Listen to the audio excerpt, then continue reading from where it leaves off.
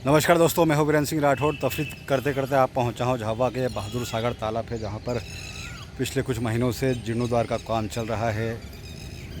और फरवरी माह में इस तालाब का जितना बचा कुचा पानी था उसको बहा दिया गया, इस वजह से कि इसका तो जीर्णोद्धार करना था, दूसरा यहाँ से जलकुंभी की सफाई करनी थी।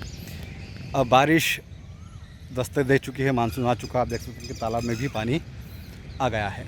कुंभी के लिए इस तालाब का 2 बार पानी बहा गया, वो जलकुंभी फिर से इसी तालाब में उगाई है, क्योंकि जलकुंभी को इस तालाब से ठीक से साफ़ नहीं किया गया।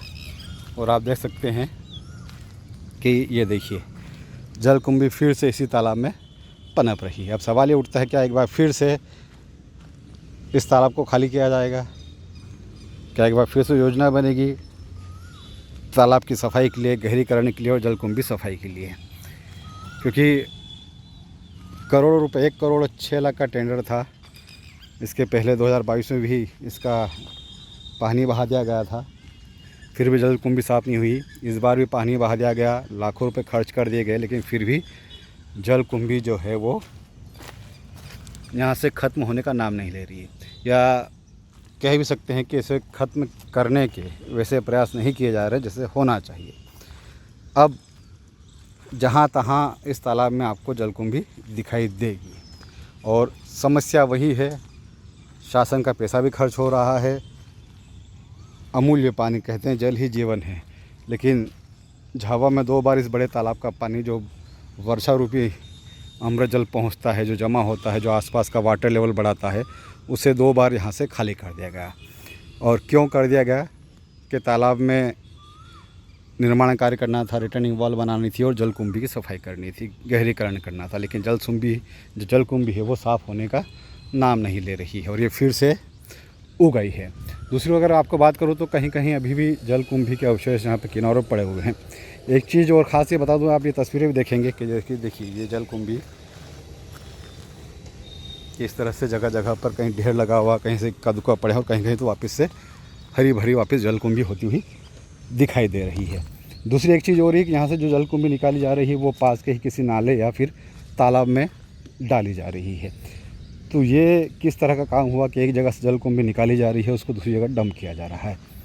और जिस जगह पर इस बहादुर सागर तालाब पर जो काम करना था, जलकुंभी की सफाई करने से निकालना था, लेकिन वो काम भी अब ठीक से नहीं हुआ। और फिर से जो जलकुंभी है, एक बार फिर से उसकी कोपलें फूट चुकी हैं, पत्तियाँ आ चुकी हैं, और फिर से शायद नगर पालिका को मुँह चुड़ाती हुई दिखाई दे रही है। शायद अगले साल कोई और नई योजना तैयार हो, और इसी जलकुंभी, क्योंकि ये काफ़ी तेज़ी से फैलती है, जैसा कि एक बार पहले भी मैंने आपको बताया था कि इस जलकुंभी को इंग्लैंड से लाया गया था, और उस समय के जो वाइसराय थे वो इससे लेके आए थे, और कलकत्ता में सबसे पहले इस जलकुंभी को लगाया गया था, और फिर धीरे धीरे ये पूरे भारत में फैल गई और एक बड़ी समस्या बन गई। और ये जलकुंभी जो जलीय संतुलन होता है उसके लिए भी काफ़ी ख़तरनाक होती है। काफ़ी तेज़ी से ये जल सोखती है, जल में जो ऑक्सीजन होता है उससे सोखती है, जिससे जल में रहने वाले जीव जंतु के लिए भी खतरा होता है। लेकिन एक बार फिर से आप देखिए कि जलकुंभी जो है वो अपने पैर पसार रही है और धीरे धीरे वापस फैलती हुई नज़र आ रही है। ये सिर्फ एक जगह की तस्वीर दिखा रहा हूँ, बाकी कई जगहों पर इस तरह के आपको जो है दृश्य तस्वीरें आपको दिखाई दे जाएंगी। अभी भी समय है, अभी तालाब इतना पानी नहीं आया है कि इसे साफ़ नहीं किया जा सके। तो अभी भी वक्त है कि अगर समय रहते जो इस तरह के अवशेष दिख रहे हैं, जो आसपास अब जहाँ पानी पहुंच गया है वहाँ तो कुछ किया नहीं जा सकता, लेकिन जहाँ जहाँ दिखाई दे रहा है वहाँ से अगर सफाई हो तो हो सकता है कि कुछ बेहतर नतीजे हमको देखने को मिले।